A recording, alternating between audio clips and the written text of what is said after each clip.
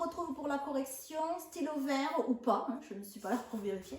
Mais bon, allez, c'est parti. Première phrase, majuscule au milieu. Je ne sais pas si vous l'aviez, je ne me rappelle plus, mais moins variable, hein, au milieu de 7 océans. Donc 7 océans, je vous avais dit, ce n'est pas le nombre 7, ce n'est pas le chiffre 7, c'est celui que l'on montre, celui qui est là-bas, de 7 océans masculin, hein, masculin singulier, au milieu de 7 océans, des terribles tempêtes. Donc dès on est attentif au pluriel, déterminant, adjectif et nom. Nous sommes dans le groupe nominal sujet. Rugissent. Qui est-ce qui rugissent, hein? Rugissent, ça veut dire font beaucoup de bruit, grondent, hein? Éclatent avec beaucoup de bruit. Rugissent, troisième personne du pluriel. Groupe nominal sujet qu'on peut remplacer par else. Rugissent, ENT. Deuxième phrase, else emporte, toujours pareil, troisième personne du pluriel, groupe nominal sujet avec un pronom. Donc on ne remplace pas le pronom, c'est déjà un pronom. Donc avec else, troisième personne du pluriel, ENT, le verbe emporter, souvent, moins variable, presque tout. Tout ça, ce sont des mots invariables sur leur passage. Voilà, sur leur passage. 2 S pour faire le son SE. Et voilà, pas de difficulté majeure. L'heure, hein, ce n'est pas l'heure, quelle heure est-il, hein, c'est sur leur passage, c'est un déterminant, hein, sur le passage des tempêtes. On continue. Troisième phrase. Phrase suivante. Dehors. Majuscule, n'oubliez pas, dehors, moins variable, les matelots fatigués. Tout ça est au pluriel. Les matelots fatigués, masculin pluriel. ES, hein, masculin pluriel. Les matelots fatigués tirent. Qui est-ce qui tire les voiles blanches? Ce sont les matelots fatigués. Groupe nominal, sujet, qu'on peut remplacer par ils, troisième personne du pluriel, ENT. Les voiles blanches, on a encore le pluriel, féminin pluriel, et nous sommes dans un groupe nominal, mais il n'est pas sujet. Hein.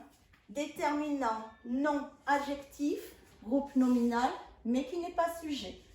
Pour les ABC, alors, ABC, ER, je peux remplacer par un verbe du troisième groupe pour les faire devenir plus petites ou pour les mettre dans la cale ou pour, voilà. Hein. Donc, mettre, je sais que c'est au pluriel, c'est le verbe à l'infinitif, pardon, c'est le verbe mettre. Je sais que c'est l'infinitif. Il faut donc mettre le verbe ABC à l'infinitif. Et le et, ce n'est pas E accent aigu, mais ER. Alors ça, ce n'est pas un déterminant, hein, c'est un pronom qui remplace les voiles. Pour abaisser les voiles blanches. Hein, ça, c'est un petit peu compliqué. Donc, vous verrez au fur et à mesure des années, vous allez vous familiariser avec ça. On continue. Puis, majuscule, mot invariable, ils s'attaquent. Donc voici le groupe nominal sujet, c'est un pronom, troisième personne du pluriel, et puis ils s'attaquent, ici ce n'est pas accroché, hein. C'est un verbe pronominal, c'est le verbe s'attaquer, hein, à quelque chose, hein. Donc là il s'attaque aux cordes, on n'accroche pas le S avec le A, hein, parce qu'il y a le mot attaquer, qui est le verbe attaquer qui existe. Hein. Puis, il s'attaque aux cordes emmêlées. Encore une fois, tout au pluriel, parce qu'il y a plusieurs cordes. Le O prend un X au pluriel, corde prend un S. Et emmêlé, vous avez E, parce que ce sont les cordes, c'est un mot féminin, corde, et qu'il est au pluriel. Donc, ES, féminin pluriel. aux cordes emmêlées est un groupe nominal, il n'est pas sujet. Et l'adjectif est au féminin pluriel. Attention, il y a 2 lettres muettes. On continue. On continue. Majuscule. Le capitaine et ses compagnons. Alors, et, on peut dire et puis. Et ses compagnons, ce sont les compagnons du capitaine. Hein, c'est un déterminant possessif. Et ses compagnons, pluriel. Hein, n'oubliez pas, toujours la lettre muette, le S final dans les noms, hein, le pluriel des noms, hein, pas le pluriel des verbes. Hein. Livre, justement, livre, c'est au pluriel et nous avons ENT.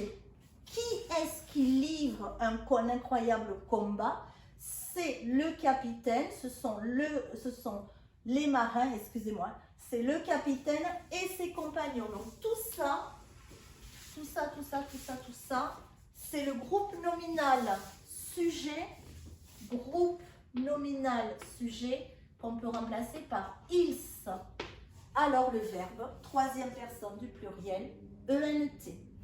Livre, un incroyable, liaison. Là j'ai fait la liaison, donc c'est une astuce pour pouvoir se rappeler qu'il y a un T à la fin du verbe livre. Livre, un incroyable combat. Groupe nominal aussi, ici, tout au singulier, il n'y a pas, ce n'est pas un groupe nominal sujet, hein, c'est juste un groupe nominal. Contre le vent puissant. Donc, puissant, ne pas oublier de mettre la lettre T puisqu'on peut dire puissante. Phrase suivante. Majuscule, il fait sombre et froid, c'est effrayant. Il fait sombre et froid. Là, c'est la lettre T avec le verbe faire au présent. Ici, la lettre M devant la lettre B. Hein. Froid.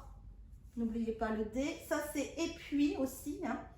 Et aussi froid. Et puis froid. C'est effrayant. Point d'exclamation. On continue. Dernière phrase. Allez, un peu de courage. Majuscule, enfin, moins variable. Ah oui, il y avait une virgule. Enfin, virgule. Enfin, si vous l'avez oublié, ce n'est pas grave. Enfin, l'océan se calme. L'océan se calme. SE, hein, se calme. Et puis, c'est le même que tout à l'heure. Hein, c'est terminé. E accent aigu. C'est terminé. 2 points. Tout. N'oubliez pas la lettre finale. Tout est, hein, souvent on fait la liaison, tout est redevenu, ça c'est le verbe être, 3e personne du singulier, tout est redevenu normal. Voilà, on a terminé la dictée pour aujourd'hui, pour cette semaine. Je vous souhaite une bonne continuation. Profitez-en pour vous détendre un petit peu, hein, parce que la dictée est un exercice qui demande beaucoup de concentration. Je vous dis à la semaine prochaine. Passez une bonne semaine, amusez-vous encore un petit peu et puis à très bientôt. Au revoir.